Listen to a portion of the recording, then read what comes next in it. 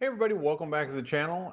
Just me here for right now. Christina's actually on her way, and she will have a couple dogs in tow. So just to warn you, so the coming chaos. Got a lot to talk about tonight, and just wanted to kind of dive into a little bit. So we're shutting down Icast. Icast is done. It's in the books, 2024. And we'll talk a little bit about, we all know about the Bonafide XTR, and we'll definitely discuss that. We'll get into is it a kayak? Is it a boat type thing? Won't spend a whole lot of time on that, but well, that's definitely been the popular narrative on it. And we'll talk about Yak Attack. We're going to talk about Wilderness System. A little bit more I heard about the Wilderness System kayak. I'm talking about the Tactical Pro 128, I believe it was. More I liked it. Had a couple of features in there I really liked. And then kind of give you my thoughts on that. We'll also go into Yak Attack. So Yak Attack came out with some new products. They're still working on the LiveScope pole mount, which I think is going to be a really nice feature, and a couple other things with the leaderboard that I was pretty excited with. All that and a couple of other things. So we'll kind of get right into it. So wanted to spend just a 30 seconds here to talk about the channel's new sponsor, and of course I'm talking about Red Odo batteries. So many of you are looking for a cheap but effective 12-volt battery option. Red Odo gives you that. If you're not wanting to spend more on your battery than you do your entire motor setup, it might be the option for you. So definitely check them out. They're still, if I'm remembering right, they're still running that Amazon Prime sale. My discount code of Paddler will actually still work and stack on top of that sale. So if you're looking for that budget-friendly option to run that 12-volt motor, definitely check them out. They've been more than gracious enough to sponsor the channel. I've been using their product here for about close to a year now, and I've been extremely happy with it. So definitely a big shout out to Red Odo for sponsoring the channel. So just kind of starting to get right into it here. First of all, seeing some comments here. Okay, good deal. So you guys can hear me good. I guess I should have asked that beforehand. And Christina, those of you that just joining us, Christina will be here shortly.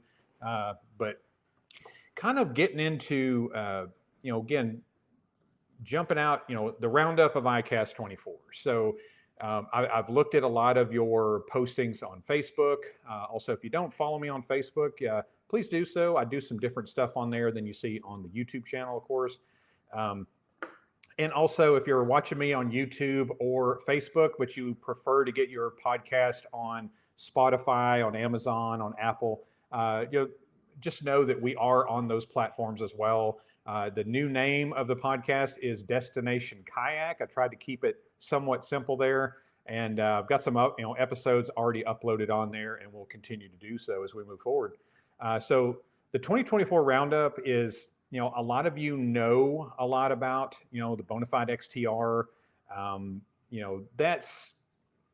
Let's just call it what it is. The biggest narrative the biggest reactions to this kayak was, hey, it's not a kayak, it's a boat. Or, you got one side, it's Democrats and Republicans here. It's one side are, just vehemently defending, like just dying on that wall of the kayak, and people just saying, it adds more fuel to the fire. Why don't you just get you a better boat? But I had a customer call wanting to pre-order one today, and made a really good point. And I just sharing that. Of course, I'm mainly talking to the anglers that are really just, maybe they've already got a motorized kayak. Oh.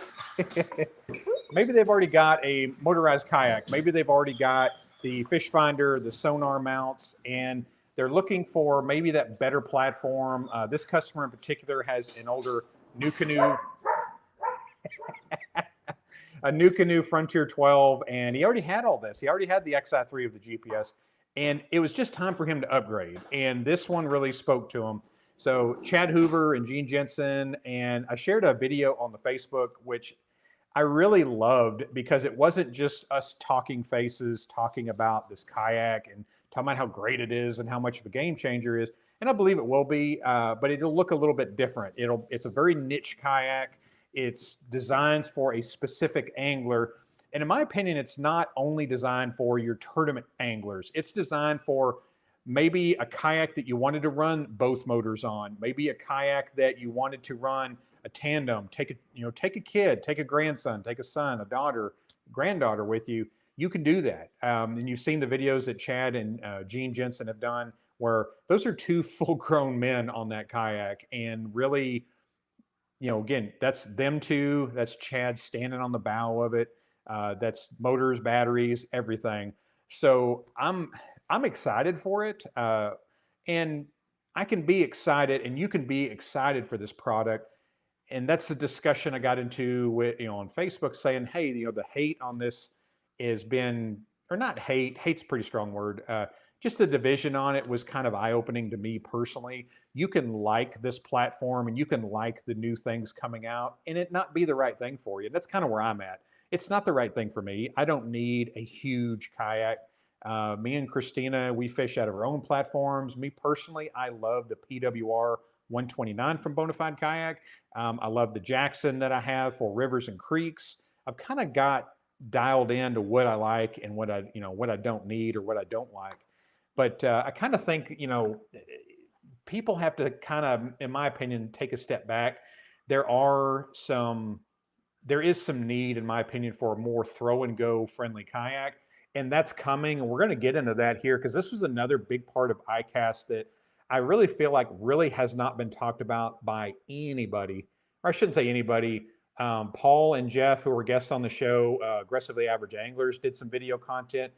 If you haven't checked them out, which I'm sure most of you have, I really enjoyed their Icast content because I felt like they did it in a respectful way, which is a big deal to me, respecting the vendors that are there and just showing us their real thoughts on this product.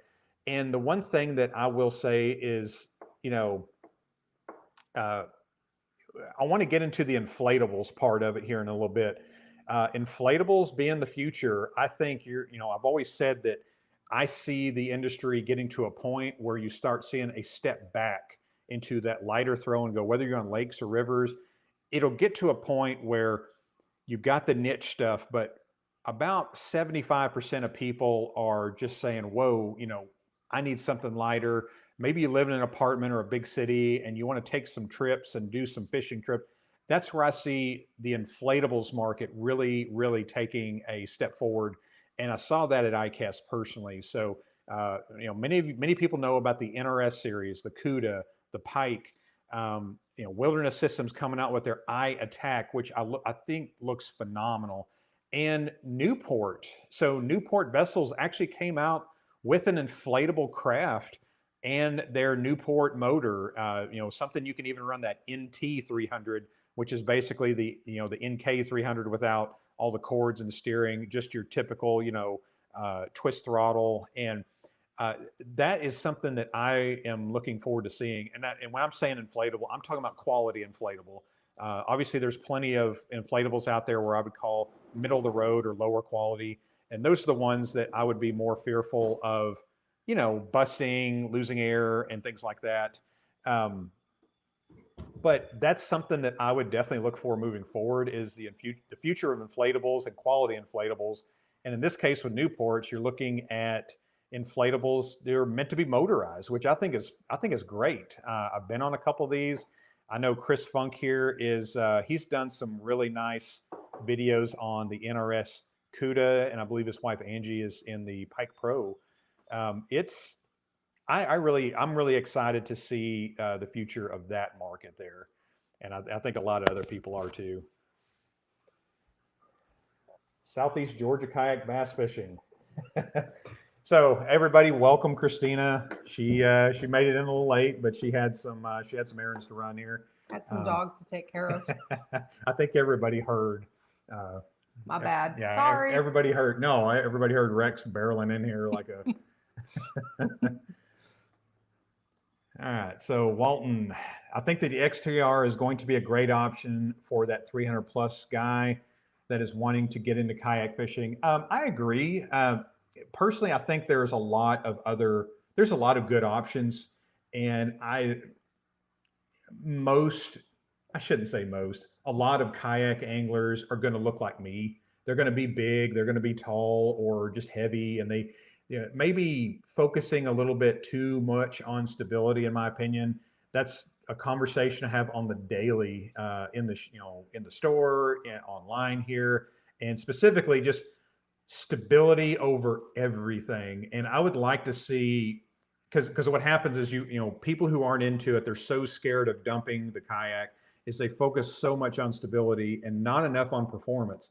I'm not saying you need a whitewater kayak, but performance matters, because if you want to motorize these kayaks, your performance is definitely going to matter. I've seen very limited videos of the XTR on the water, other than what I would call hype videos. People fishing, pulling huge huge fish into that thing. But Chad did a video, I think it was just a short. Chad Hoover, he did. It was just showing off the bow. He was running the Newport on, I believe, on the back, and it wasn't throwing a lot of weight. He had a good speed.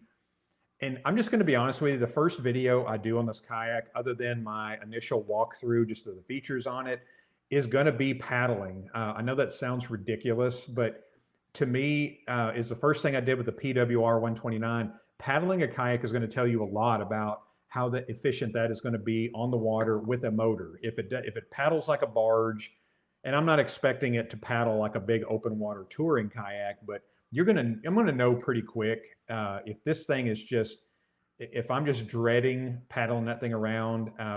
That's going to tell me a little bit about what kind of speed you're getting with the motor on it. So Chris Funk, and first of all, hey man, hey Chris, how's it going? I got Chris Funk says, I like basic rigs, but I don't care what gets other folks on the water. Their money, their backs. It looks like an awesome rig, even if it ain't meant for me. And that's kind of all I was saying is, I can be excited about something, and ultimately I'm not going to buy it. It's just, I have a PWR I'm extremely happy with. It's very modern. I don't feel the need to upgrade. That could be different. That's going to be different in the future. Let's be honest. But will I take it out? Am I excited to take it out? Of course. Is it something that, I don't do trailers. I don't, I like something I can throw in the back of a truck. I don't mind paddling. I've got a kayak I paddle, and, if I got in, eventually I'm going to get into the rivers on the PWR just to kind of prove a point. But yeah, I'm kind of in the kayak right now that I really enjoy, but I'm excited to get hands on this thing. Go ahead. I'm sorry. I 100% agree with you, Chris, on this one.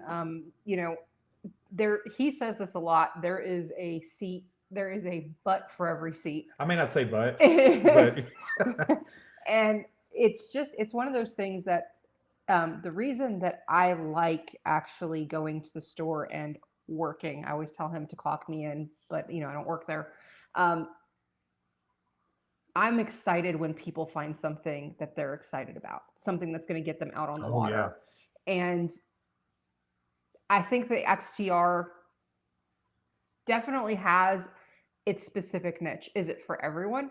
No. It's probably not going to be a first kayak either. No, yeah. I agree with that. But I'm just going to throw this out there. Let's talk about the new Canoe Unlimited. Yeah. Great kayak. Not one that I want to own, one that he's owned. Yeah, and I love it. Yeah. But that's the thing, is just it depends on the person. And I just think that this definitely fits a need. I think Bonafide did the right thing because it's what people are looking for. It may not be for you, and that's perfectly fine. It's just, everyone's going to want something different. The best thing that you can do is find what's right for you to get you on the water. That's the number one goal. Yeah. And that's all I'm here for. Obviously what I do video content wise and what I do in person are going to be two different things.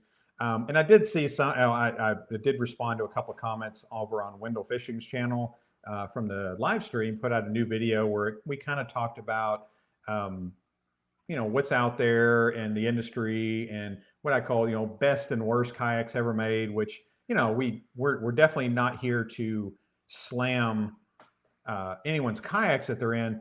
Just my specialty or my niche, if you will, in the video content world are going to be your middle to upper tier kayaks, your premium stuff. But never want to give, never want to go into the area where I feel like I'm in any kind of bias. I do have personal preferences, but personal preferences or personal likes and dislikes are definitely individual. I definitely have mine. And, I'm not paid to say these things by any manufacturers. And I'm in a unique position, obviously, where I have access to pretty much about 75, 80% of what I call domestic made kayaks, US made for the most part. And I'm not including Hobie in that. Obviously, they're made in Mexico now, but we do have. If I've got access to that, I definitely want to show content to you guys and get my pros and cons, my thoughts, because I try to realize that there is like she said, there's a butt for every seat. The kayak that just because I don't like it may be the right fit for somebody. So depends on what you're wanting to do, your budget obviously, and the types of waters that you're on. And I mean, for us, it really is about getting the information out there on this is what this is good for, this is what this is good for, and then kind of narrowing it down from there. I mean, our needs have changed. The kayaks that I was initially drawn to are different today because my needs have changed. Yeah. Photo Bob says, paddling to me is therapeutic. I can't get enough of it. Fishing from a paddle kayak is heaven to me. Amen to that. We did a river trip. It was last Sunday. Yeah. So almost a week from today. And again, we're paddling. As much as I love pedal drive, I'm probably a little bit more into the motorized open water stuff than I am the pedal drive. Not that I don't like the pedal drives. I just kind of got to the point where if I'm out there bass fishing, I'm going to motor to that point. I want to be efficient. I'm there to catch fish and just enjoy. I like the quieter motors, obviously. And that one thing that him and I actually talked about this week. I think the reason for him the motor is such a big thing is because our lakes around here are pretty big. Yeah. And so that's the other thing is we're looking to cover a lot of ground. So understanding where you're going to be is also going to determine whether it's pedal drive, paddle, or motor option. And for us, when we say that we paddle, we're usually paddling on the rivers. I'm still terrified of shoals. I'll be the first one to admit that. But why? Because I almost hit a tree. Well, you'll get over that. But this last trip that we took, I started enjoying that. But the paddling part of that, as a lot of people say, it's extremely therapeutic. For me, fishing was almost like second to actually being out on the water and actually paddling the RVR, which is my favorite kayak at the moment. For what you want to do. Absolutely. Yeah. And so that, again, I go back to that is, you have to think about what you want to do. And just because it's not for you doesn't mean it's not for everybody. It's Absolutely. just, there's going to be certain people that like it. So another good point. And Chris coming in hot with the good stuff here. Paddling the XTR rig will teach you what you should always be prepared for a motor failure. I want to know what I'm in for if something breaks. I did the same on the Blue Sky. That's a very good point. So obviously I want to do that, but I just do it from the aspect of, when we first had the PWR in stock, as soon as I came off the truck, I put one together, put it on the water, paddle it. So I've paddled Bonafides the last few years, and the paddle performance is not something that I sell Bonafides on. The PWR was different, and that's what stuck out to me. I mean, they're all stable. They're all, they all do what I call the big guy fishing kayak stuff really, really well. But the paddling performance of that, I'm thinking, I cannot wait to get a motor on this. And the PWR actually got me back into motoring, because before I had the Unlimited, I had the XI3 on it, and the Unlimited is a bit more sluggish. It's not as sluggish as, say, some of the other, the SS series with Bonafide and some of the other kayaks out there. But honestly, I got back into pedal drives, and I enjoyed that. I enjoyed my time the Pro Angler, but getting back into power with the PWR 129, I loved it. Again, it's just me. I still sell a ton of Unlimiteds because people love that open deck space, but to me, I just like the layout of the PWR. So James H., I just hope companies don't start putting all of their resources and time into the bigger bass rigs meant for power and spend less time on new innovations in the paddle only segment.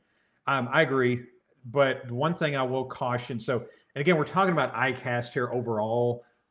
Icast is not a kayak show. It's a fishing expo that kayak companies will attend. So when you're looking at Icast, I just caution people, don't put your overall scope of the kayak industry into that event, because you're only going to see kayak fishing related gear and kayaks there.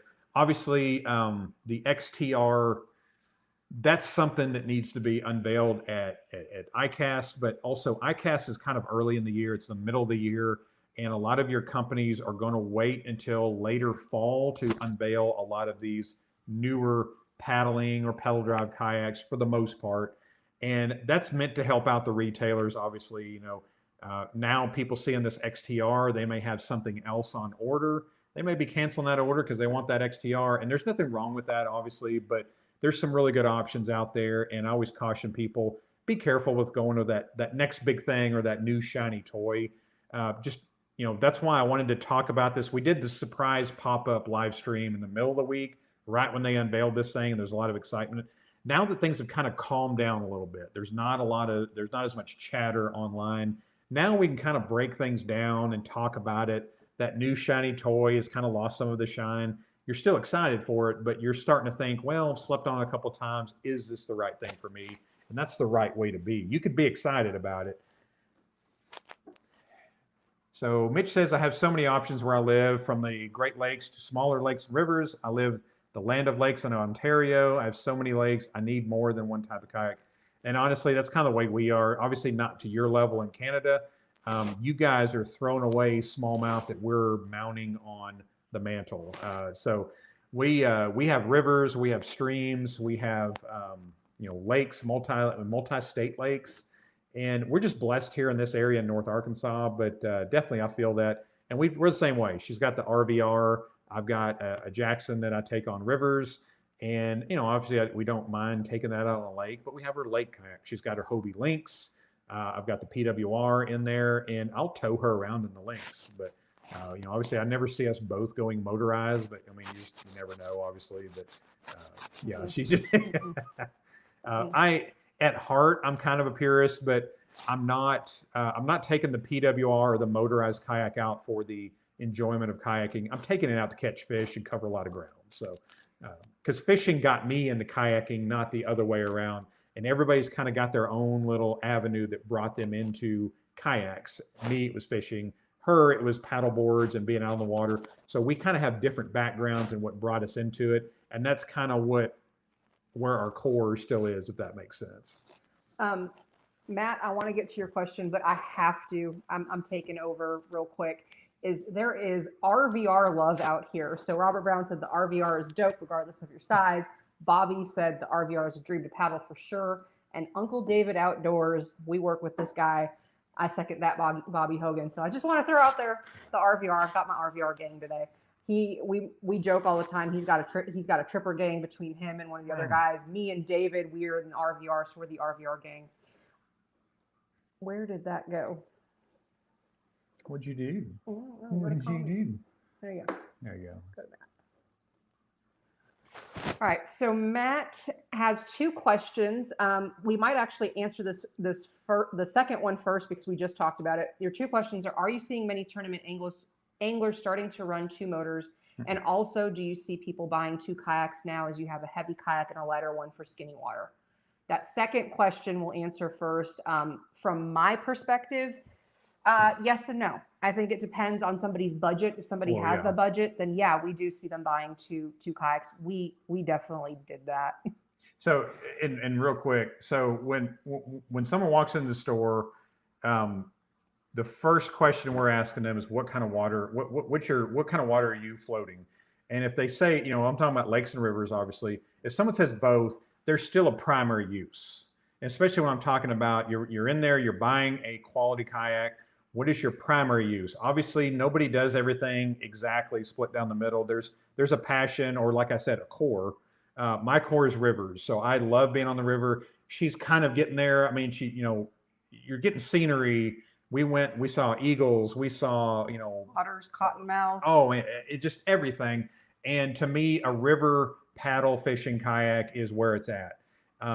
But some guys out there, they like to chase those greenbacks. They, the largemouth bass. Some people like to get out there and fish the tournaments. I'm not much of a tournament guy. I fish a few of them here and there, but I just enjoy fishing. And, you know, rivers and creeks to me, I just love them because you can catch 5 or 6 different species of fish. You don't have to bring an entire truckload of gear with you, a couple of, 1 or 2 spinning rods, some, Rebel craws, some Ned rigs, some small profile baits, and you never know. I caught a big largemouth bass in about 1.5 feet of water, caught another good sized smallmouth, and the rest of them were just, small to medium sized smallmouth, some rock bass, and it just, that's what I enjoy. And for me, I've always been the lake person. I grew up on the lake more than the river. Had never floated the Buffalo until last year. And I like largemouth. But here's the thing. I figured out that Crooked Creek has largemouth. Yeah. Bryant Creek has largemouth. And every time that I've gone fishing this year on the creeks and rivers, I've caught largemouth. So as long as I've got that, I'm happy. And in terms of, kind of going back to Matt's second question is, are we seeing anglers start to run 2 motors? No. And and I'll get into that, but go ahead. Part of that is there are rules and regulations right now where a lot of the tournament fishermen or the tournaments are really trying to think about what the kayaks are designed for. And a lot of kayaks right now are not designed for 2 motors. The XTR now may change things. May. Yeah. That's very important to talk about too. So the 2 motors, and we had Gene Jensen, or Fluke Master, on the live stream, and he talked about he has done 2 motors on his PWR, and he's done the SS127 before that. Just because he does that does not mean that kayak was designed for it. And he'll be the first person to tell you that may not be how you need to do it, or you don't need to do that. And I'm not just talking about the weight capacity of it. So when we're talking about weight capacity, that's a different subject altogether. But the hull itself is not designed for the dual motors. And namely, when most people are talking about dual motors, you're talking about the XI3 on the front, and you're talking about the Newport or the Torpedo, or just a good clamp-on motor. And it's an insurance issue, and I think Chad Hoover's done a video on this where it's a safety issue. It's insurance won't cover that, so they don't allow it. Now, if it comes out that the XTR 130 is rated for that and is meant for that, that may change some things. But at this time, we just don't know. We'll have to wait for Bonafide. We'll have to wait for some actual ratings. And so to get out and to say yes or no just wouldn't be responsible at this point, because there's so much we don't know yet. This thing has not been on the floor. It hasn't been truly tested, in my opinion.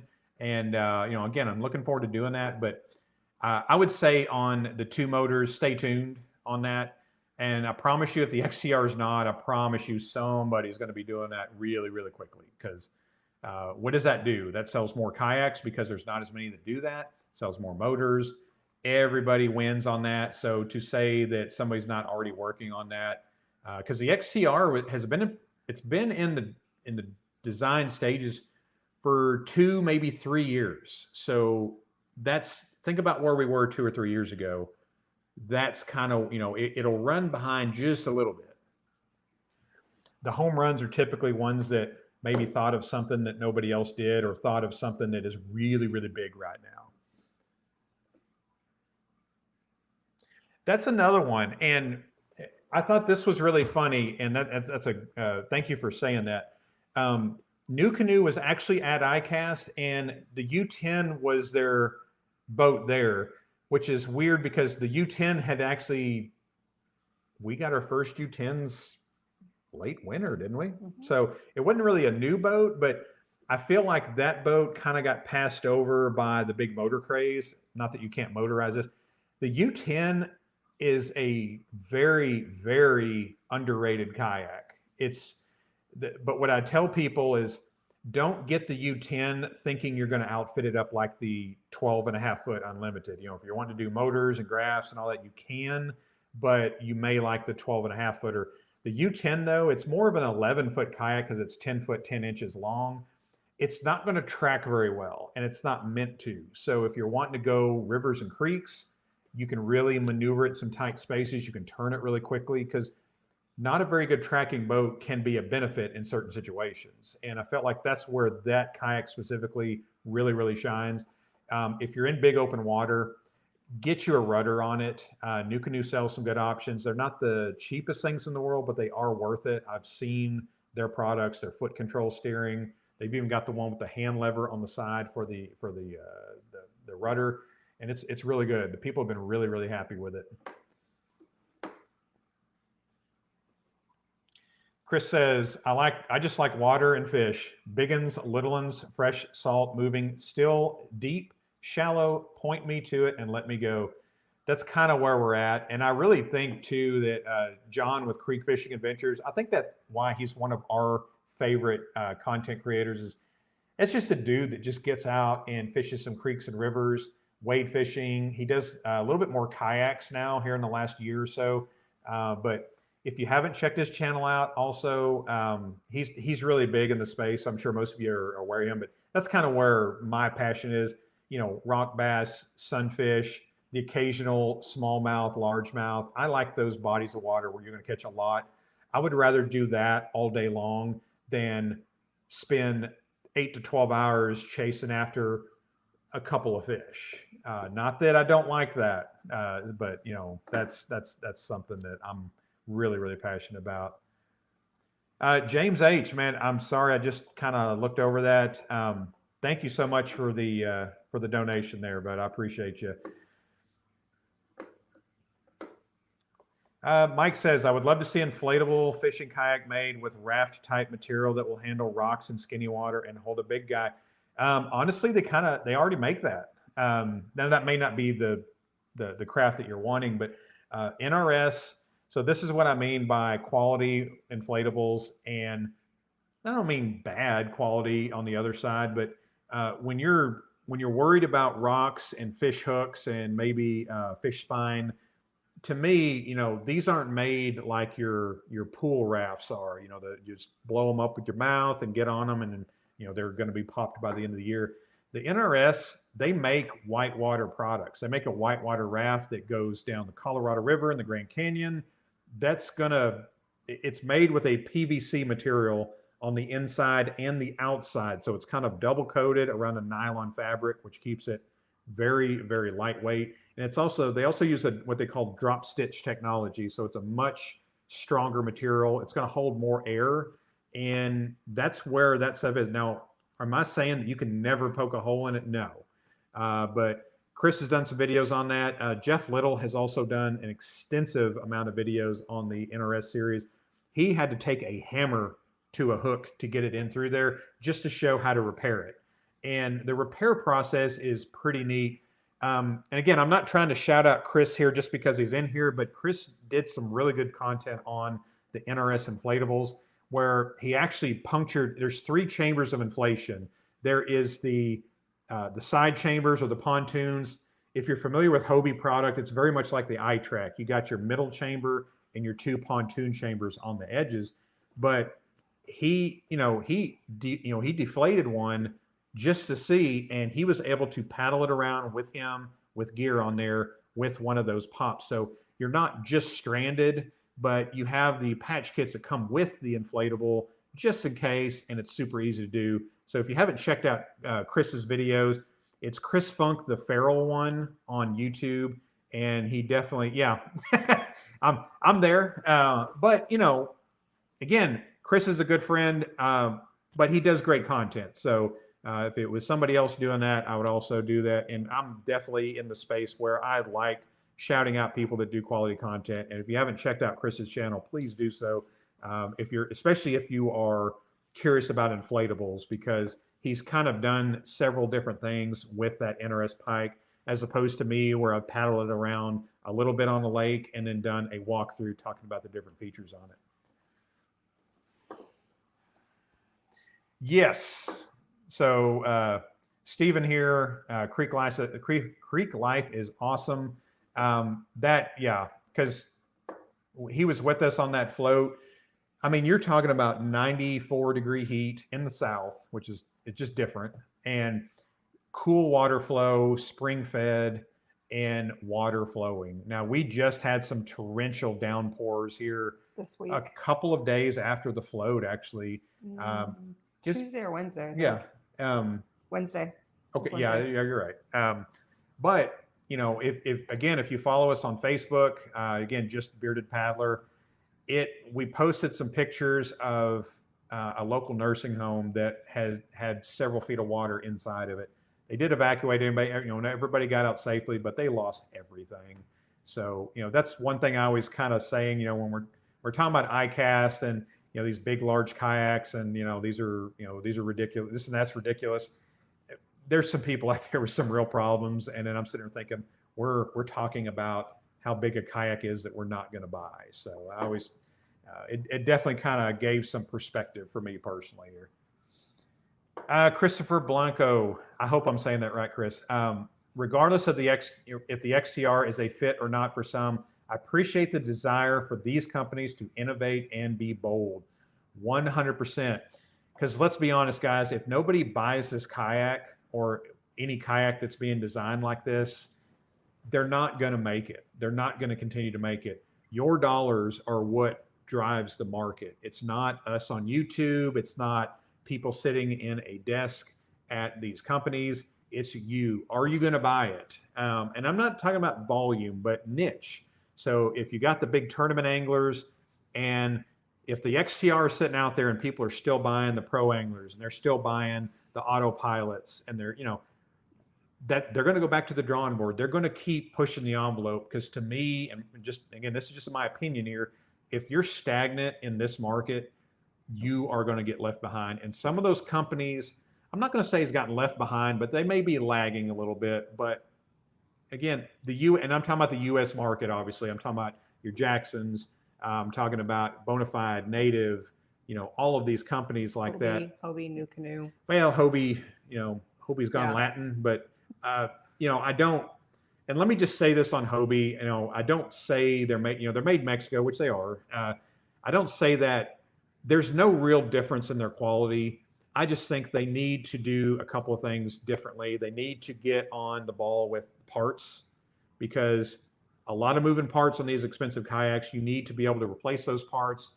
Speaking from a retailer standpoint, we need to be able to effectively deal with a customer that has a problem timely. And trust me on this, if you guys have that frustration, it's tenfold with us. Now, I shouldn't say that because you guys have put the money out on it, but it's not fun for us to say, hey, we're still checking with Hobie, or hey, this is on back order.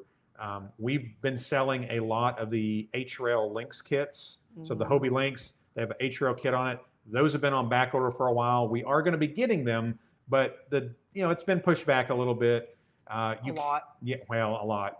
You can go on our website. It's ozarkmtc.com. We do ship accessories, and you can do pre-orders like that. So again, if you have ordered a H-Rail kit, please be patient on that. They will be coming. Nobody else has got them. You will be getting those, but it just kind of lets us know how many we need to be ordering.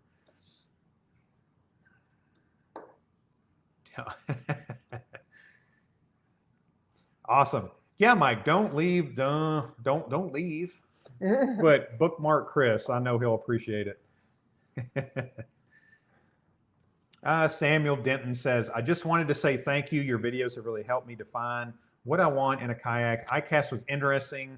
A lot of stuff I saw was geared more toward tournament anglers. Was there anything to gear toward wade and creek fishing? With Icast, you're really looking at reels and rods and lures. That's the dominant thing there. Another thing was yak rods. I think yak rods, I know they're not the cheapest thing in the world, but yak rods, I would like to see that. And I mean, it's a rod that has a tethered mount. It's magnetic. If you've ever tipped over a kayak, which I have, that video is coming soon, and losing some gear, a lot of people have lost high-end rods and reels. That's something I would like to see a little bit more on, is kayak specific rods and reels. and not just the high-end stuff, not just the $300 rods and reel combos, but something decent that is tethered nicely. I've tried everything. I've tried the little foam. They got those little foam. It's almost like a pool noodle you can put around the rod. But if you're doing a spinning reel, that line is going back and forth. It's hitting that padding, and I just didn't have a whole lot of luck with those. But anything that helps that rod float, because I lost my favorite spinning rod on the Buffalo National River here earlier this year, and it ruined my trip. I was done at that time. We still had hours left to go, and it was his favorite and most expensive spinning rod. of course, well, your favorite one's always going to be your favorite kid's always the most expensive one, and now he's replaced it somewhat. Yeah.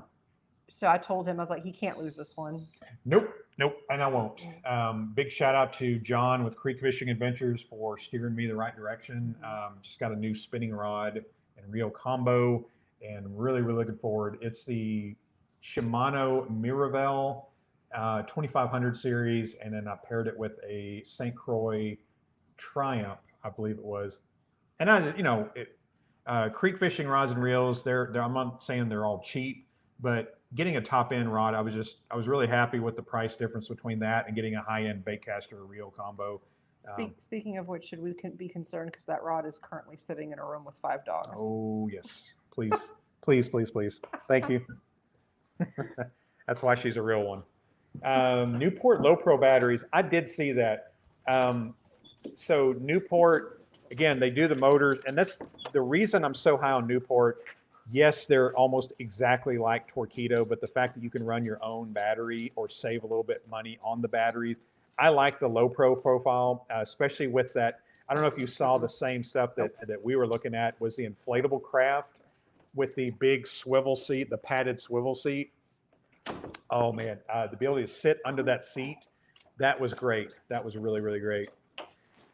Jackson, Mitch. So Mitch LeCoupe says Jackson's lagging.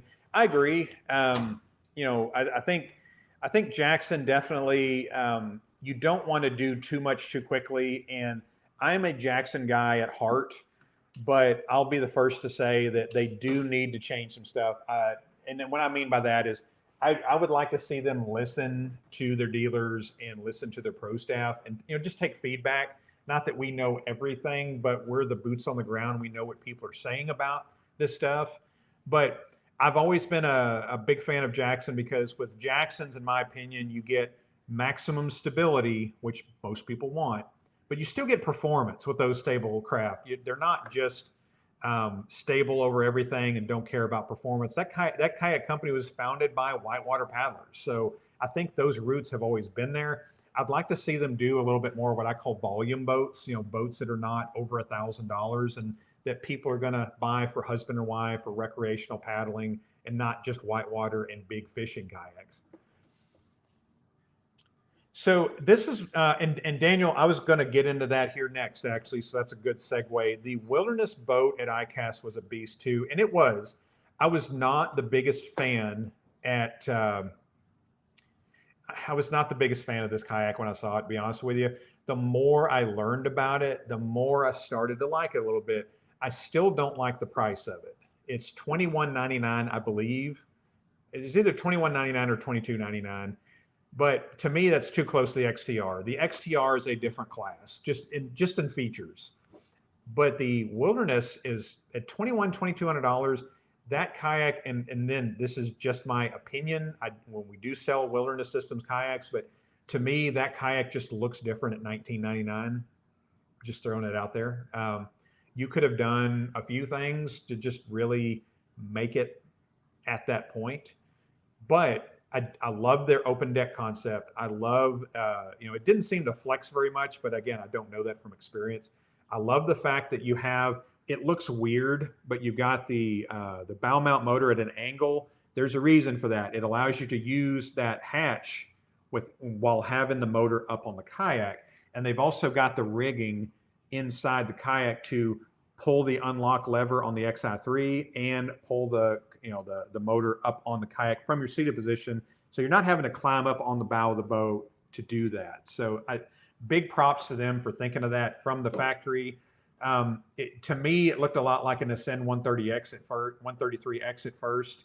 And that to me kind of turned me off a little bit. But knowing Wilderness System, it's going to perform better, obviously, because the bar is definitely low on that kayak for that, with that. But I want to see it first before I really kind of get a strong opinion on that. But definitely for sure, I'd like to see the price a little bit lower or maybe more stuff on it.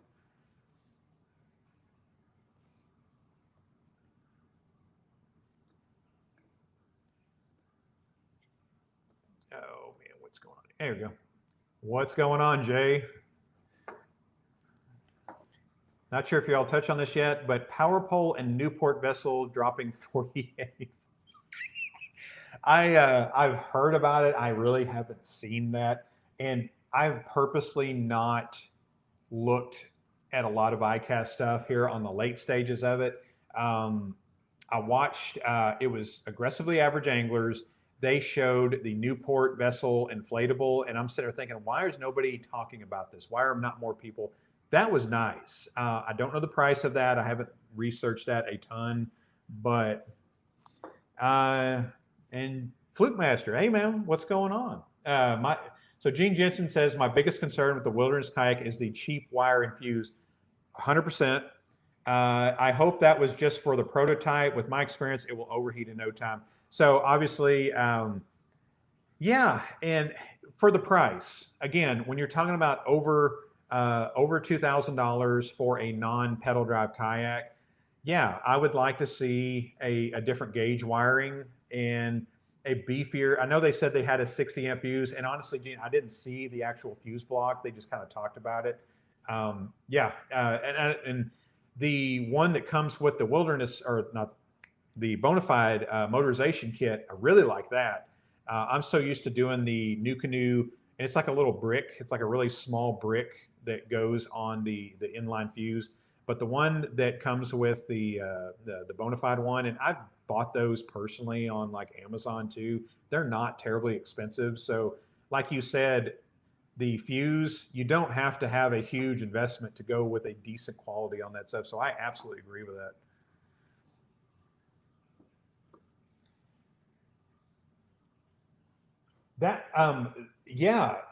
So I had heard about this, but didn't know a lot of the details on it.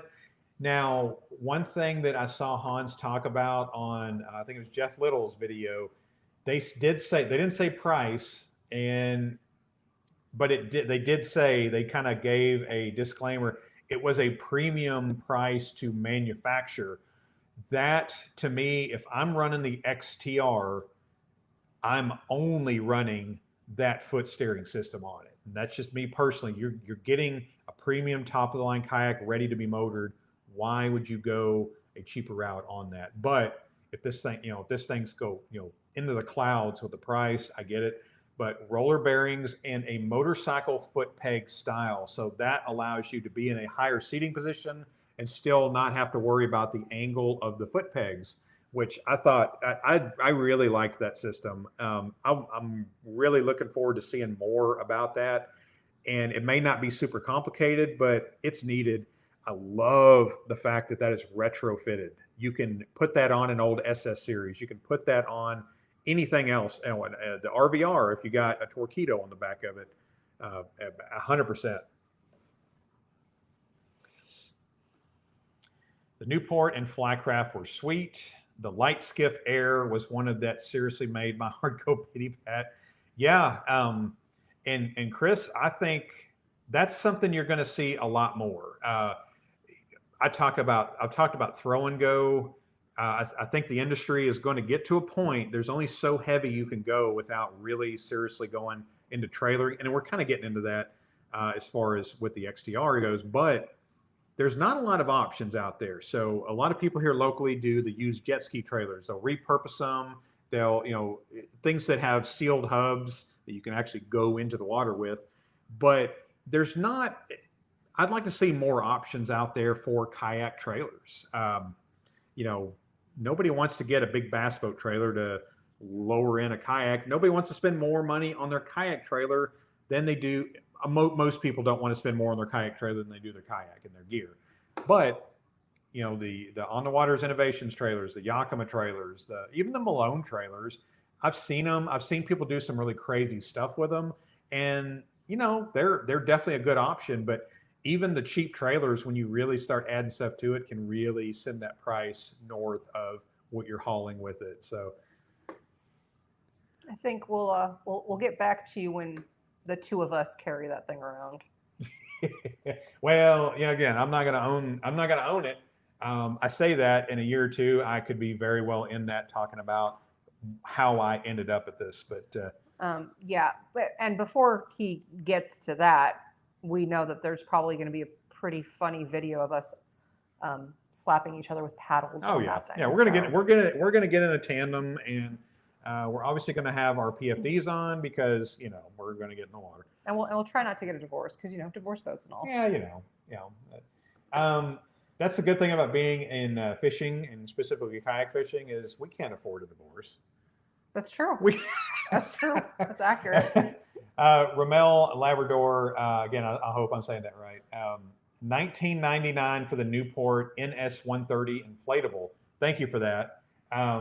That's kind of what I'm talking about. If that thing was $2,100, it's a different mentality that you get into, and I do that because that's the way my mind works.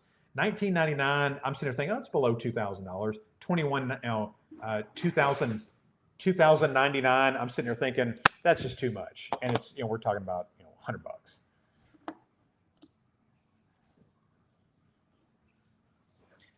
Gene Jensen was saying the fuse block on the Wilderness is one of those round inline fuses.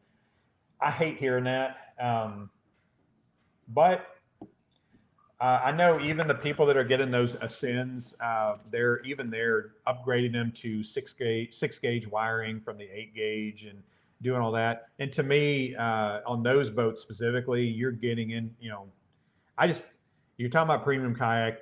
You're talking about premium price and premium product. I always, the guts matter. What I always like to say in car business, you can have a good paint job, but nobody wants to run a hot rod on a 4-cylinder. So I definitely hear you on that. But yeah, so kind of moving on here, I want to get into Yak Attack. So I feel like, and this is crazy to me, that Yak Attack kind of flew in under the radar also. Yak Attack came out with some announcements. And again, I feel like I'm shouting out Chad the whole show, but Chad's there and he's talking to Yak Attack, and the guy that I apologize to the guy that I don't remember his name, but the video we watched on that, he was kind of talking a little bit. They're still in production on the forward-facing sonar pole, which once that gets done, I always like that anytime Yak Attack does something, I know they're going to be quality, or I assume they're going to be quality, and it's going to be readily available. So once Yak Attack does that, I think that's going to eliminate the need for maybe the sniper pole. Not that they're not going anywhere. That's definitely a premium product. I've got a little bit of experience with the sniper pole, but Yak Attack coming out with that's going to be nice to see. The thing that Yak Attack came out with that really moved the needle for me, they have a seat cushion. That blew my mind there. So again, talking about from a retailer standpoint, kayak cushion's kind of been the gold standard for a long period of time. And it kills me, as popular as that product is, that there's not more options. Now that Yak Attack, again, I haven't seen these, I haven't felt them. The thing that I like about the kayak cushions are the rebound. It rebounds really nicely. So those of you that have a nice seat in your car, it's really comfortable when you get in it, but a couple of hours in anything is going to really start to tax your rear end on that. But getting out of it and getting back on it with the kayak cushion, I felt like they rebounded better instead of squish for a long period of time. And then it's just more pain when you get back on it. Yak Attack, I'm assuming, is going to be a very good quality product. It'll probably be about the same price as your kayak cushions are, which is $65, $70 right now. So at that price, it's got to be good. And it's got the same strap system that the kayak cushions have. Kayak cushions have a lot of customization to it. So you can do your logos on it. You can do color schemes. They've got different fish colors on there. But Yak Attack coming out with that, I'm kind of really stoked to see that. And then they also came out with different color schemes for the leaderboard. which is another thing I think can solve some problems that people are concerned about. So before we go into that, one of the things that I think he forgot to mention on that new cushion Mhm. is that it's double-sided.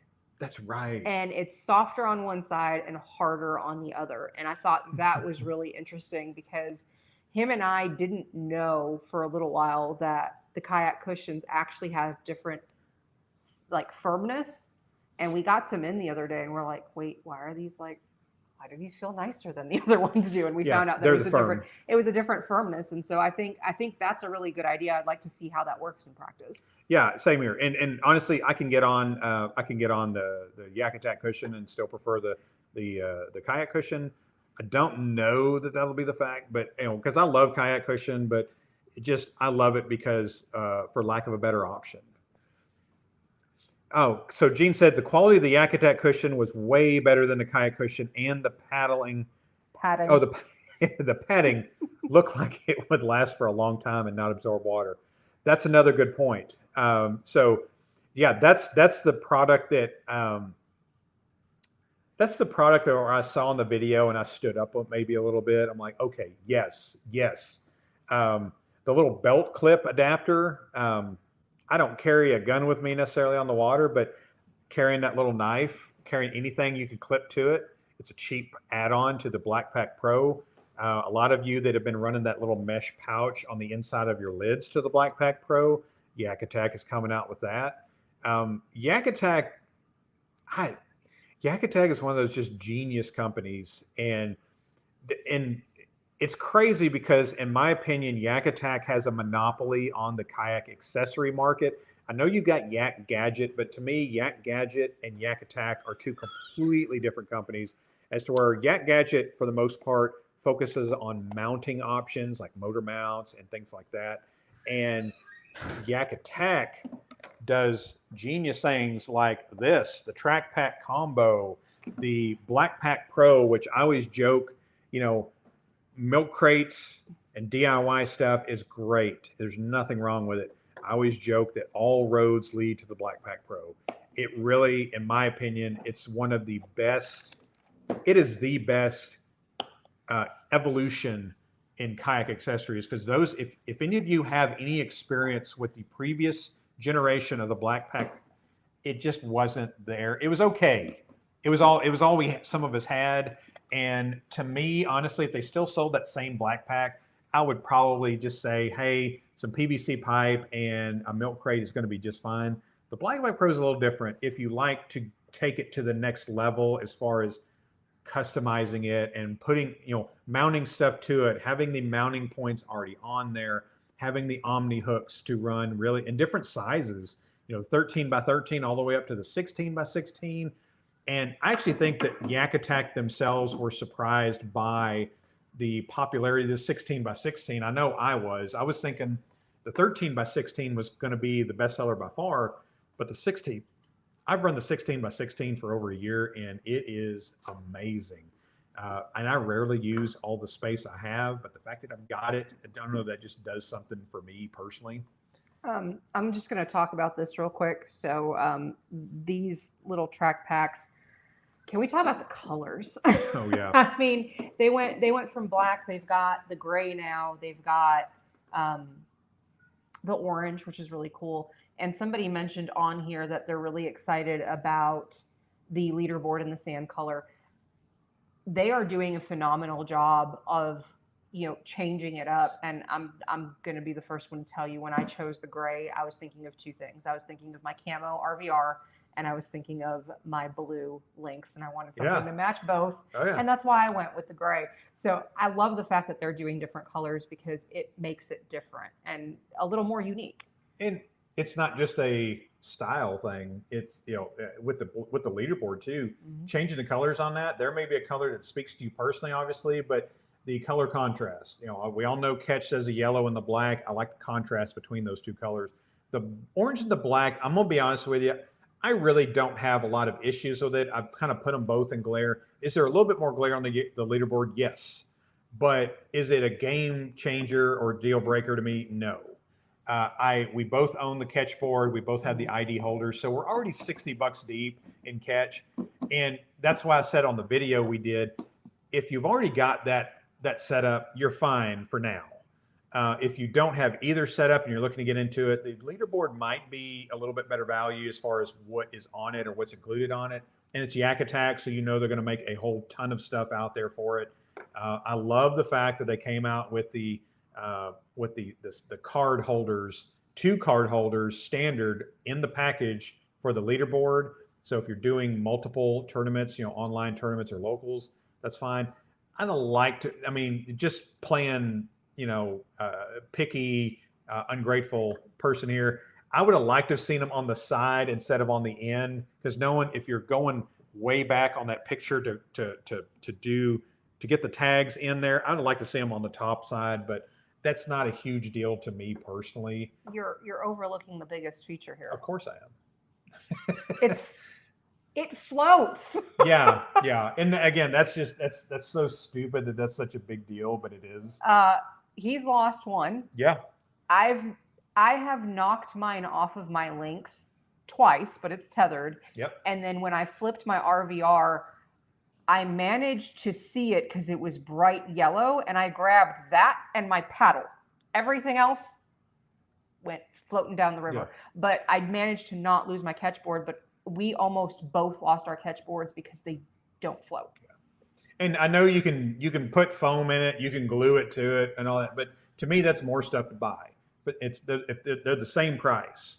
So, again, if you've already got the catch stuff, you already got the mounting, you already got the double header, the rotor grips to hold it in place, you're fine.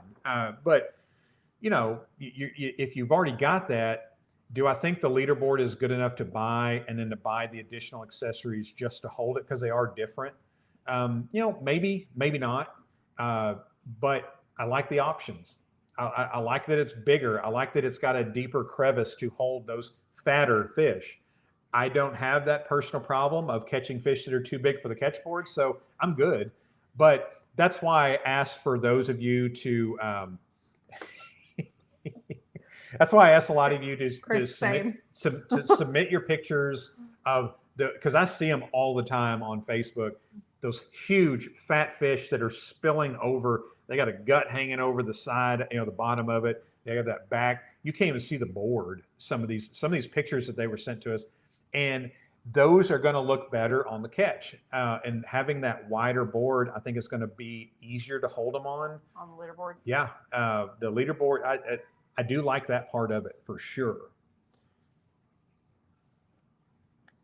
Hey, James. So James was at the Icast booth for yak rods. And James, we were actually talking about yak rods earlier. Great product, great options.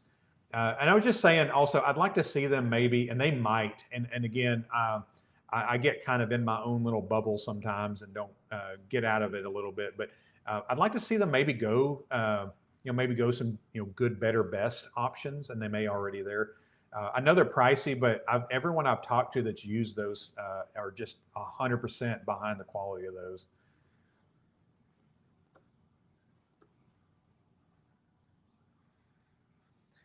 That's right.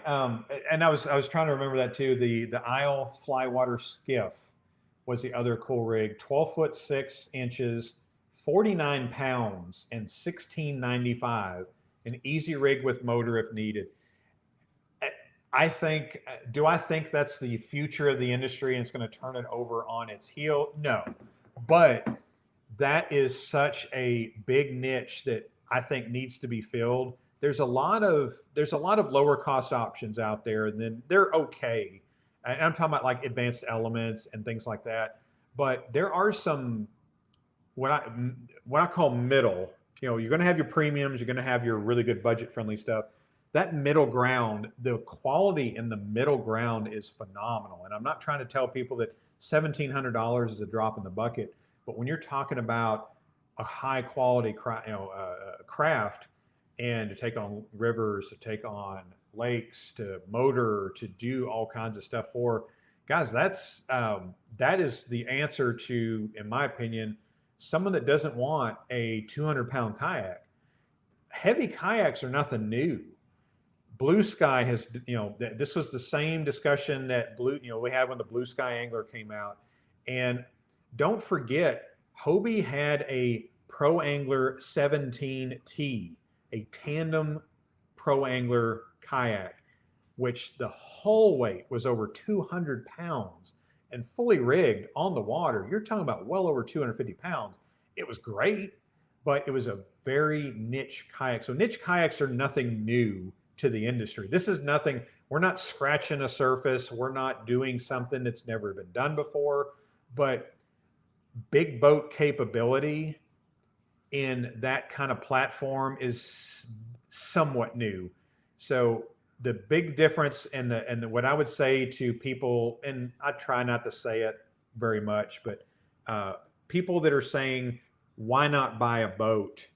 That's where I say, obviously the price. So a $2,800 kayak and a $2,800 boat, you're two completely different ends of the spectrum. You're at the upper side on a kayak and you're at the lower side on, I don't care if you're talking about John boat, I don't care if you're talking about used bass boat. You're going to have some problems with a boat at that price range, typically. But the stuff that you're going to get on that kayak may not, maybe you don't need all those features. Maybe you don't need all the bells and whistles. And that's where your money savings is going to come from on that. But the depth of water you're going to be fishing in on a kayak, the areas you're going to be able to access with a kayak is completely different than a John boat or a bass boat, or just what I would call your traditional motorized boat. And that's why I get excited about that stuff. Again, doesn't have to be my cup of tea, but people that want to take a friend, they want to run some different options. Maybe they want to go crazy with it. Because again, go to Facebook Marketplace and look at kayaks for sale. People have been going crazy since before COVID. And I'm talking about dual graphs. Now you got live scope, you got a motor, you got batteries, you got lighting, all of the above. And if you're doing that on a $5,000 or $6,000 kayak, honestly, guys, doing it at a $2,800 kayak makes more sense to me. You don't have the pedal drive to back you up if the motor goes out, but if you got something that's relatively nice to paddle, that's a little bit different. I'm excited about the new missile baits. We actually went to a bait and tackle shop yesterday, and I was looking at the D-bombs. I'm a big fan of the Strike King baby bugs, and so when I heard Stephen talk about the micro D-bomb, I'm excited about that. Me nerding out on plastic lures. Surprise, surprise. So Gene says, but the leaderboard will make my fish look smaller. I feel that. I really, really feel that. Because I get excited for 14 to 16 inches. I'm that guy. Like, oh, I've got a big one. The people pulling in these 20, and I've caught 20 plus inch fish before, but I've just never had the catch board. I catch bigger fish for some reason fishing off a bank than I do on a kayak. But yeah, that is the thing. A couple of people sent me pictures of. Someone sent me a picture of like a little 3 or 4 inch fish on the leaderboard. That was just comedy gold, in my opinion. So here's the thing, Gene. When you go fishing, just have somebody else carry the catch board, so that way you can make your fish look bigger. Because I have a feeling that's probably what we're going to end up doing. Yeah, Gene, and Gene, you can go fishing with Chad, and then you're just comparing your fish to his, and that makes them look bigger, doesn't it? So James said, and James, I'm assuming you're talking about yak rods. We have some of that coming and different budget options. That excites me right there, because that is, I got excited about yak rods the same way I get excited about kayak manufacturers pushing the envelope. Kayak specific rods, tethering options. Again, can you do it anyway with any rod? Yeah, sure. But having it come out of the box like that, some people just like nicer things. Some people like that custom look. Yeah, I'm guilty of that. Granted, I have budgets. I'm not rolling deep with money here, but some people like a cleaner look. A lot of these people that started out fishing in milk crates, there's zero wrong with that. It does the same thing. The Black Pack Pros are not waterproof. So again, you're getting the same functionality, but that cleaner setup, that space to grow into it, to mount more stuff to it. It's just it's nice to have. We're just spoiled. That's all And it when is. we are spoiled. I like Corey says, I like big boats and I cannot lie. Yeah, I hear you. And honestly, the people that are excited about the new stuff coming out vastly outnumbers the people who are not. Let me just say this real quick. It's okay to question things. I'm not saying that. If you see something you don't like or you think is ridiculous, there's nothing wrong with saying that. It's just I feel like a lot of the questioning of some of the products was coming from a place that I didn't understand. People were more focused on the Webster's definition of kayak and boat than they were the product that was out there. Does it get people on the water? Does it help people catch fish? Is it what people want? That's all I care about. And I think one of the things that, as we were having this conversation, somebody said something that hit so hard for me. Was they were saying, I kind of want this so I can take my son or my daughter out. Yeah. And they're young. Like, that's the perfect case scenario for that. Absolutely. So let me say this, and I don't think this is an unpopular opinion. It's fact. New Canoe. So one thing that I did hear a lot about was that kayak is already out with the New Canoe Unlimited or New Canoe Frontier. Guys, New Canoe weight capacities, and this is something I'm probably going to get into in a fairly recent video coming up. So the weight capacities, I love New Canoe, so get that out of the way. But the weight capacity Unlimited is 450 pounds. It's not 650 pounds. It's 650 pounds the way they advertise it with the scupper plugs in. So now that you've got a kayak coming out, unscuppered, weight capacity of 700 pounds, technically you could plug the scuppers and get more capacity if you're wanting to go along that same way of thinking. Now, big props to New Canoe. They do separate those things. So it's not dishonest. You're not lying about anything, but just know that the weight capacity of the Unlimited is 450 pounds. So when someone asks me that question, that's what I'm going to tell them. But I also say with the scupper plugs in, they do rate it at higher capacity. The problem with that is, and it maybe not a problem, but just something to consider, if you take in water, so say you're a big guy, say you're 300 pounds, plus, and you got a motor and you got batteries and you got gear and you're only paying attention to that 650 pounds. If you take in water on that kayak, you're essentially in a sit inside kayak. You're not going to drain.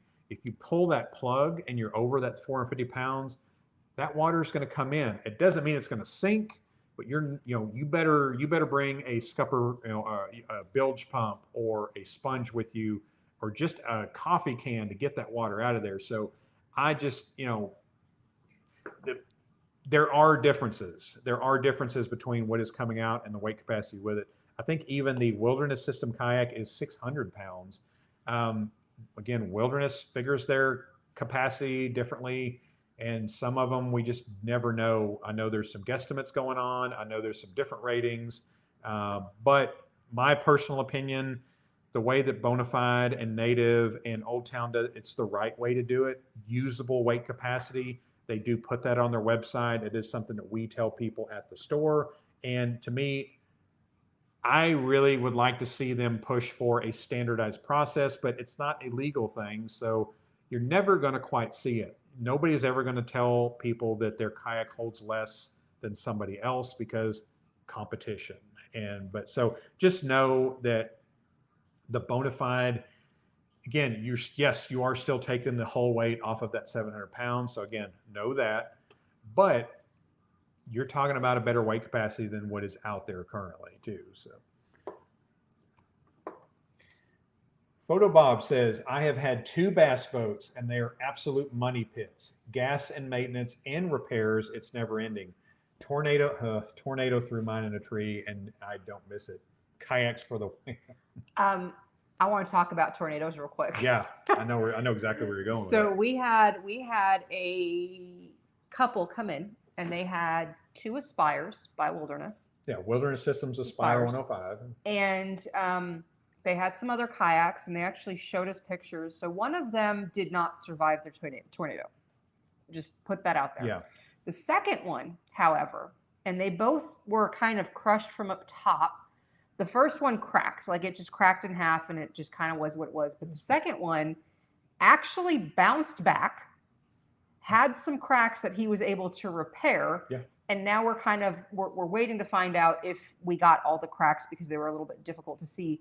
But for the most part, like that thing survived a tornado. Yeah, it did. It did. It got thrown around. It got crushed. The grocery store kayaks did not survive it. Now, let's be honest, that's not why you're buying those kayaks to survive that. But it just goes to show you the the durability and the way those are made. It does matter. Rotomolded does matter. Does not mean that if it's not in your budget, you have to go out and make it happen. I'm not saying that, but the way the used market is now, and that's just going to be my saying is, I would rather see somebody in a quality used kayak than a brand new subpar quality kayak, because they're going to spend about the same amount of money at this point in the market. We're out of COVID, the supply issue, people getting brand new prices for used kayak, that is a thing of the past. You may see it listed, but they're not selling for those prices. So Corey is saying the Wilderness Tactical Pro looks really awesome, but the idea of having to paddle it if the motor dies scares me. That is the thing. Mm-hmm. I'm more confident probably in the XTR's paddle ability, if that's a word, than the Wilderness System one. I'm not saying the Wilderness is definitely a step up from the Ascend 133 in performance. I would guarantee that. I would bet my job and my livelihood on that. But the price, I really Wilderness System doesn't listen to me, so I'm not gonna be up at night over that. But $19.99 for that kayak, that Tactical Pro, that to me is where that hits a little different. I mean, let's be honest, they still make the Recon 120. The Recon 120 is a great kayak. And I want to say the Recon 120, the non-pedal version, you can get those for around $1,400, $1,500 brand new. The pedal drive version, I want to say it's like 30, 34, 32, 33, running there, $100. So the market has gotten to a point right now to where your motorized specialty kayaks are going to be the same price or less than your pedal drive kayaks. The question you got to ask is, do you want the pedal drive as your backup, or do you want to just solely focus on the motor performance? And that is something to consider, because you are paying for both if you're getting the pedal drive with the capability of motorizing it. But if that motor goes out, you do have the backup. So keep that in mind as well. So Chris says, I'm still wanting all companies to get on even ground with the truth on total weight of the product. That is another thing too. Only a few are brave or honest about it. That's true. So again, how they're guesstimates, I don't know, because I'm sure there's a standardized process on how much resin goes into the mixture, how much mixture goes into the mold, all of that. There shouldn't be a whole lot of leeway. I'm not a fan, and I'll go on record and I'll die on this cross for kayak hull weight, rigged weight, and fully rigged weight is just ridiculous to have. Fully rigged weight should be the standard, and without the seat, basically how you're going to be hauling it on a trailer in the back of a truck. But nobody's carrying around the hull weight. Nobody, and that's the plastic. That's without the gear track, the fittings, the hatch covers, the pods, all of that stuff. Nobody's taking that stuff off to carry it around. So I don't know why that matters that companies do that, but it makes a kayak look on paper lighter than it really is. And sometimes you'd be amazed how many people see that. And I'm not a big fan of people doing all of this research for months and months and watching thousands of videos and reading thousands of articles. But knowing the difference in some of those shouldn't be a thing that people have to educate themselves on. Just standardize the weight, fully rigged weight, as it sits on the floor, as it sits as you're looking at it on the floor or on the website, Absolutely 100% agree with that for sure.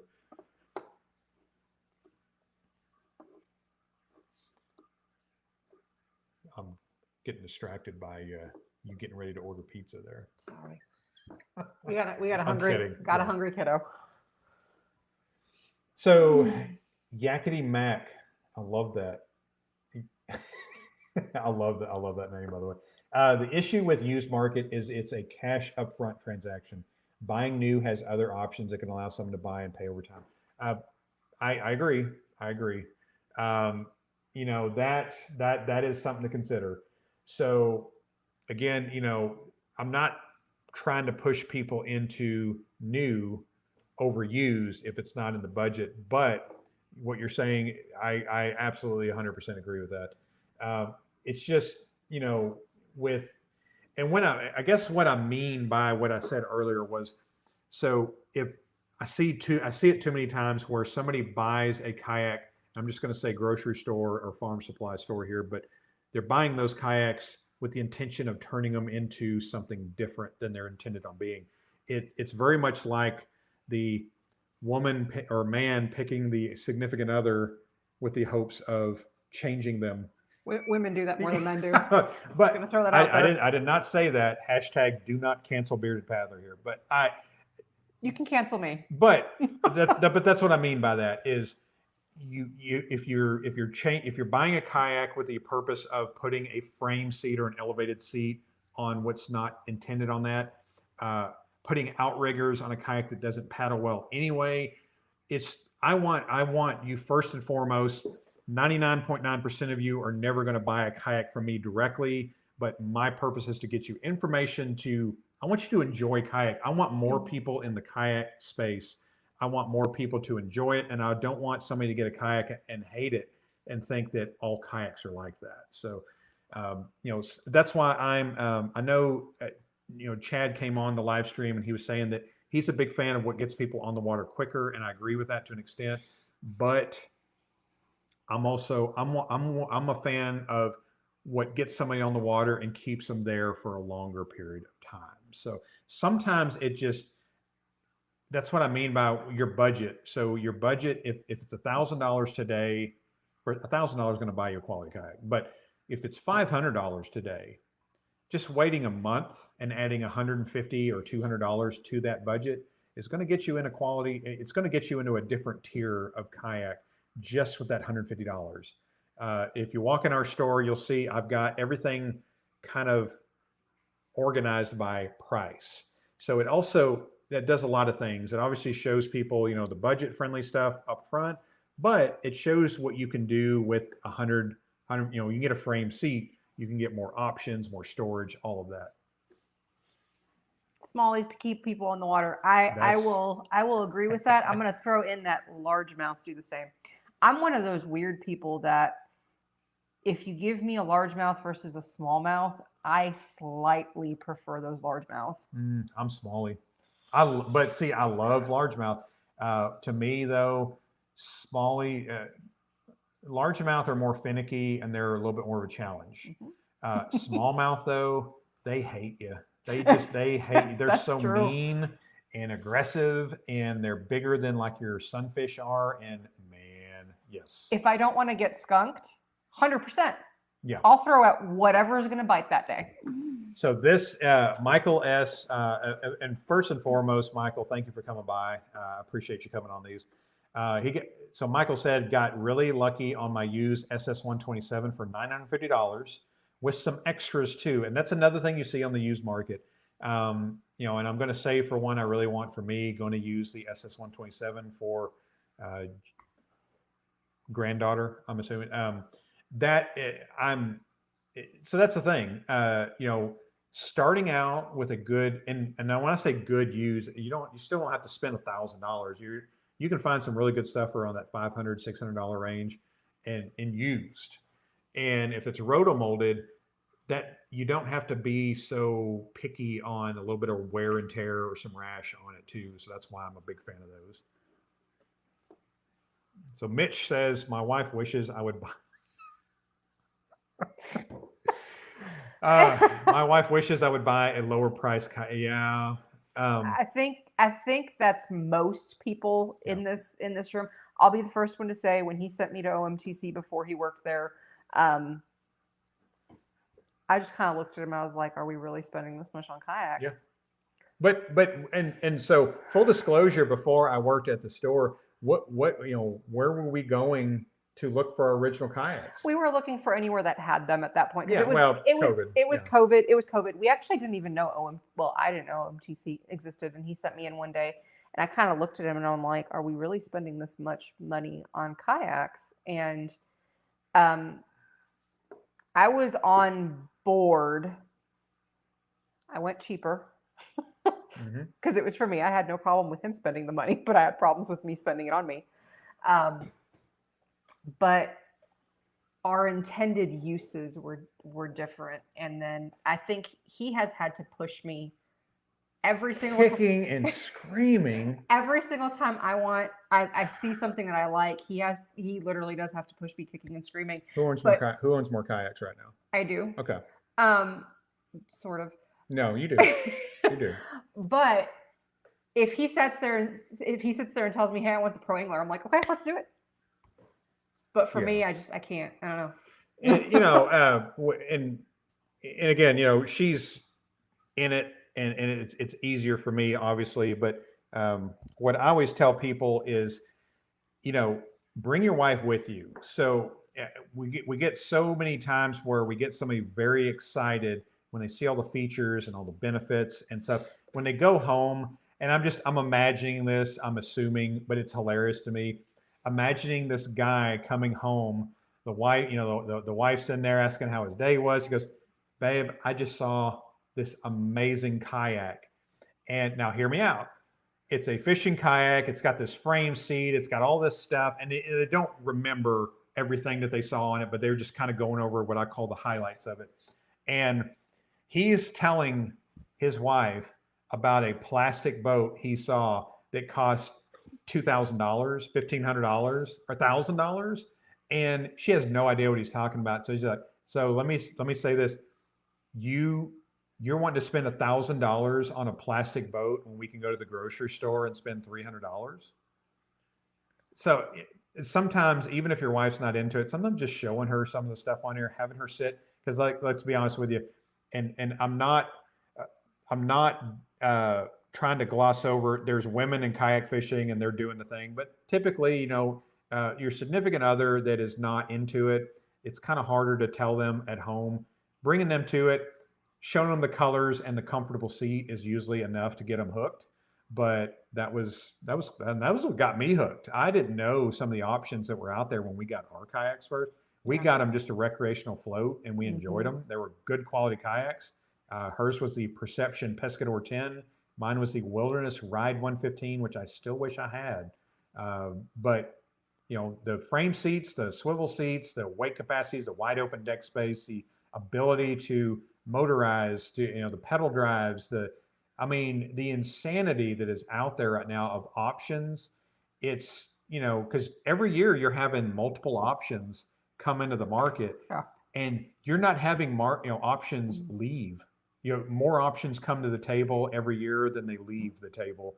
So it's getting to the point right now to where there's so many options that people don't know where to start. And that's the biggest thing, I think, right now. So one thing Corey mentioned something. He said that he rigged up the RS 117 for his better half. I'm going to shout out to Chris as well. Chris Funk. Oh, yeah. Because Chris got it right. And I remember him talking about this when Angie and him were on our show. He's like, "I want to rig her out and I want to make her comfortable, because if she's comfortable, she's more likely to come with me." Yeah. And there's two sides to this, right? You might want your significant to come with you. I enjoy being with him all the time just so I can annoy him. And he annoys me too. And when I say annoy, not actually annoy, just kind of mess with. But there are people, and I fully understand this, where you want to get away from your significant other, and the fishing thing is your thing. If it's your thing, bribe her. Yeah. Send her on a spa day or something like that, right? Just kind of understand, like, what is it that she likes? Maybe do something for her on that end. If she wants to come with you, then get her involved in the process. I'm telling you, him sending me to OMTC, it was funny because I'm like, oh, I'll be back, and they didn't think I'd be back. Well, it's because I'm bringing him with me. But I think it would have been a different conversation if it was just him. But he's like, hey, I want to do this, and he appealed to the, hey, you get to be on the lake. So we're going to call this segment "Marital Advice from Christina." All right, I'm done now. No, that's good advice, though. That's good advice. So what I did, and this is a little pro tip, she enjoyed being on the water. She was a paddle boarder anyway, so it wasn't hard to get her onto a kayak. But getting her, and it's very, and this is going to sound so bad, it's very similar to getting a child into fishing. Is you want to go where the action is. You do not. You don't want to be out there because, I mean, let's be honest, us guys, we're okay with fishing for hours and not catching anything. I'm not saying we love it, but it's okay. We're going to be back out. This is not the end of it. If you want your wife to fish with you, and I don't mean like, wanting to go with you, because let's be honest, if you're, God, that mosquito is killing me. Yeah. If you're wanting your wife to go with you, you want her to love it. If your wife wants to go fishing, that means you're going to go fishing more.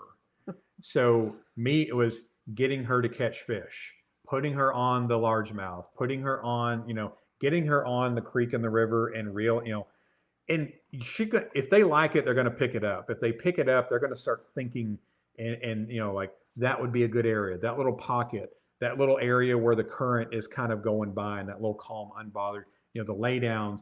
She knows that, but she's been doing it a few years now. It doesn't take somebody that's been doing it for 20 years, 30 years or more to be decent at fishing. So, and then she likes, she's an animal lover like I am. So she likes the fish. She likes looking at the fish and doing all that, which surprises me because I'm surprised that you got into fishing because you love the animals so much and you're afraid of hurting them. But we're ripping lips off and we're putting hooks in them. But yeah, and the reason we like fishing is different. The fight, and I understand the fight aspect. I totally get that. For me, I'm all about how quickly can I get it on the boat. I really want to see this thing. Yeah. Like that's kind of my thing. I want to get the hook out as quickly as I can so I can release them.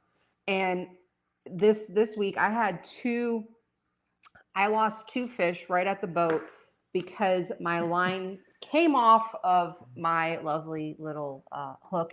And the worst part of it for me is I'm literally almost sitting there crying because I'm thinking, there's now a fish stuck with a hook in its mouth. Well, and again, what I told you too was better on their lip than in their gut. So, the amount of times I've had to cut line and, have that hook break down and pass or fall out. Again, it's better than just ripping it around there.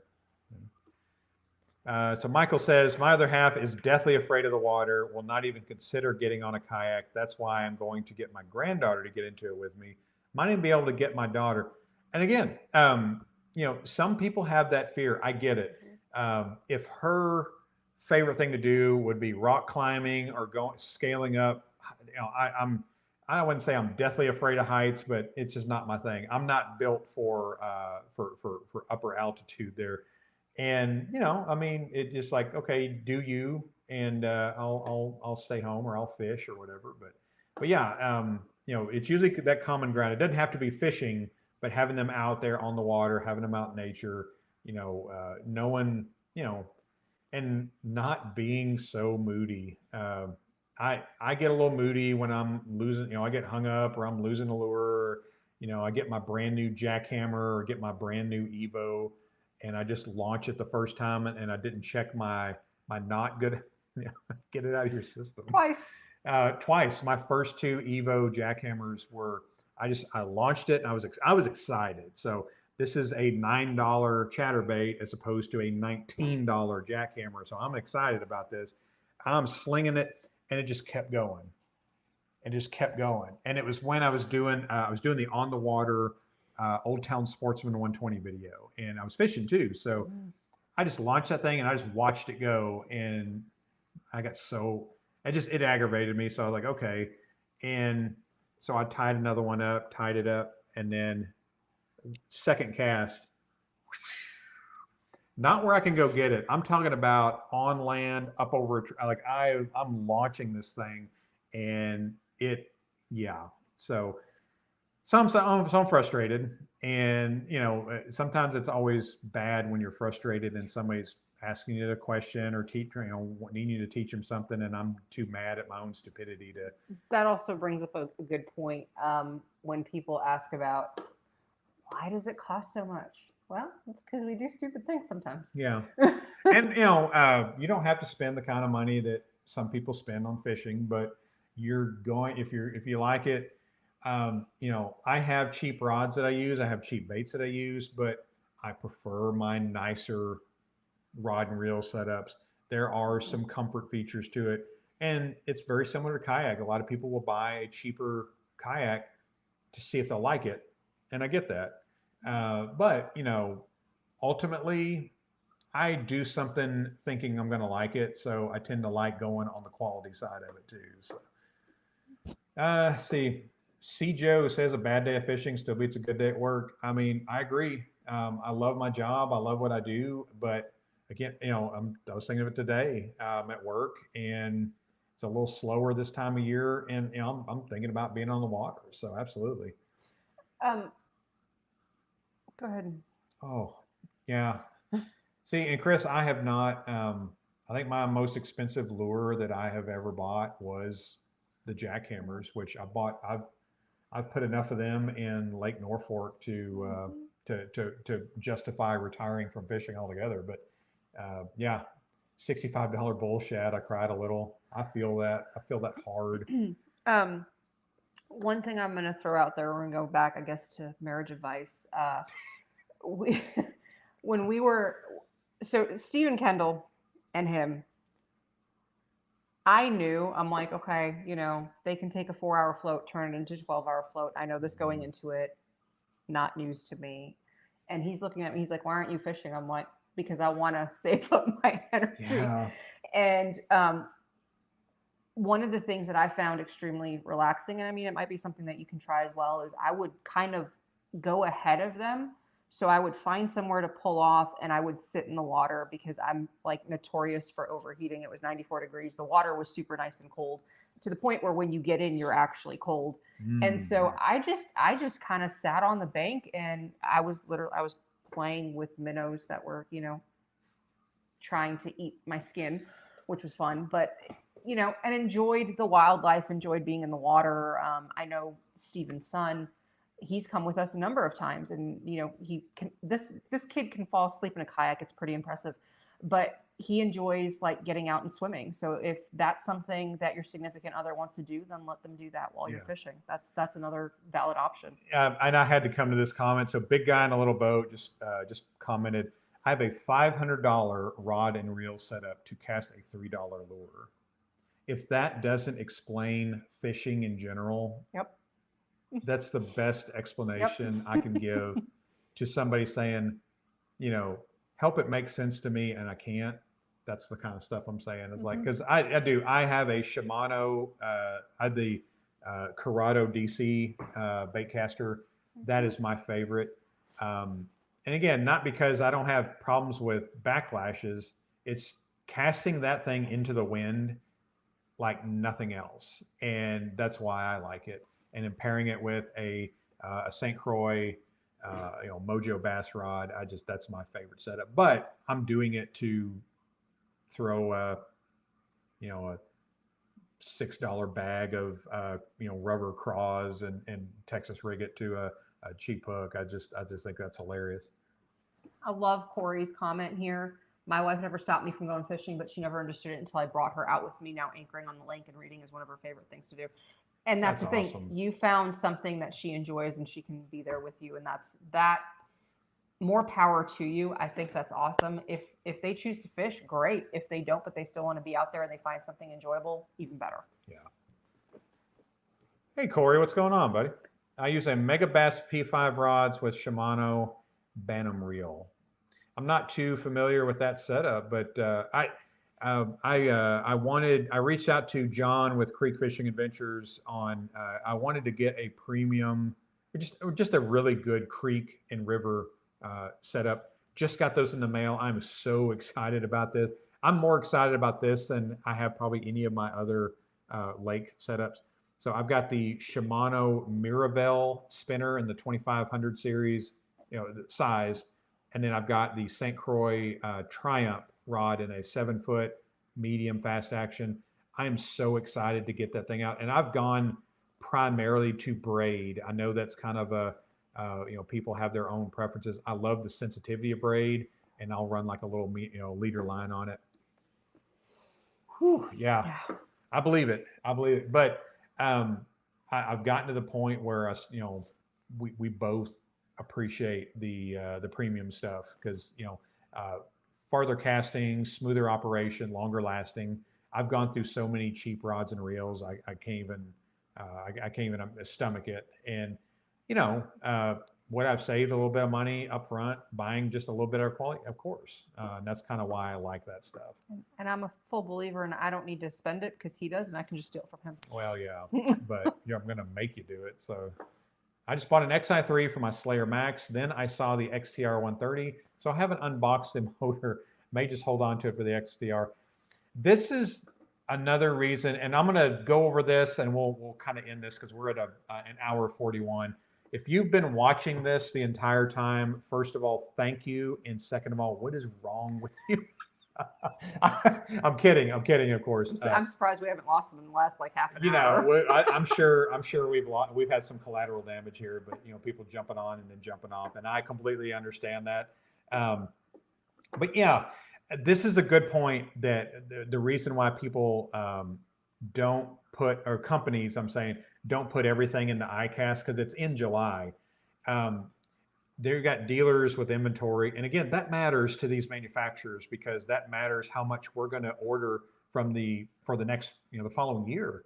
Is if we can't get rid of the, PWRs or the SS series or the RVRs or the Jackson Bites or the Jackson Big Rigs, when that new shiny thing comes out in July, it's, you got people that are on the, they're getting that autopilot from Old Town, or they're getting that Hobie Pro Angler. When they see something that's $2,800 that they can put a motor on, take their kid with, it's got the swivel seat. Yeah, you're going to have some of those people want that instead of what's on the floor in front of them, and that that hurts the industry a little bit. Granted, when you're the company that I work for, I feel like we're pretty smart in our inventory, but yeah, I mean, we want to have inventory so people have choices, but you got to recognize that sometimes having too much of something can really hurt you when something like these things come out and they're getting earlier and earlier in the year where they're coming out with this new exciting stuff too. I am not an emotional person, guys, but your comments here about you guys staying on here, Chris, you by far have the best comment. Oh my God. I'm hanging on like a tick in a belly button. And I grew up around here, so I can, and my belly button is starting to itch right now just from reading that. Belly buttons and the back of the knees. That was, oh God. And just seeing that's classic. One of the things I want to put out here, Mitch, you're trying bait casters for the first time this year. You now understand why did you wait so long? That's me. I was telling him the other day, I'm like, I started with a spinner just because, easier. I'm more likely to screw up a spinner, and he can attest to this. I did this yesterday. I don't know how I did it. Than a bait caster. I so much prefer a bait caster. And I think that was surprising even to him, but I just, oh no, you got it. You did it enough and you worked with it enough to get it dialed in. I'm like a sniper with a bait caster. And that's, to me, that's the biggest difference between bait casters and spinners. Is spinner, you can get accurate within about a 5-foot, 6-foot area. With a bait caster, when you get that dialed in, you're substantially less. So if sight casting, getting into some tight areas, if you've really got it dialed in with your bait caster and your bait setup, man, your accuracy it'll get there. If it's not there yet, it will definitely get there. I was a fiend with the spinner because that was all I knew for a while. But yeah, that bait casters, it's a game changer for sure. Three's Company's free. Yeah, Photobob and Photobob put a comment up there that I feel too, because you know, obviously I've got a decent camera. I wouldn't call it a premium camera, but yeah, I mean, I've run some lenses, and I've had people say, what camera do you use? Well, I use a camera, but the lenses. And when you said you've got lenses that cost more than some of the kayaks that people are complaining about, it depends on what you're into. And I like photography. I like filming. Obviously, I don't need this kind of setup to do the videos that I do, but I like it. I like having the bokeh, the blurry background. I like having the better focus and the lighting. It's not necessary, but I do like it. And the store, those of you that watch my videos, you see the videos I do in the store. It gets really busy back there. So this is kind of a necessary evil, because if I don't have that, it's very distracting too. So that's why I did that a little bit. But yeah, it really, I've been on the entire time. I have no life, kayaks and cameras. I'm there with you. Well, guys, we are at an hour and 46, and I don't want to break my own record for longest live stream without a guest. So we're going to go ahead and cut it off. And guys, thank you for watching these videos, for liking these videos, for sharing these videos, and commenting on these videos. I'm humbled, to say the least.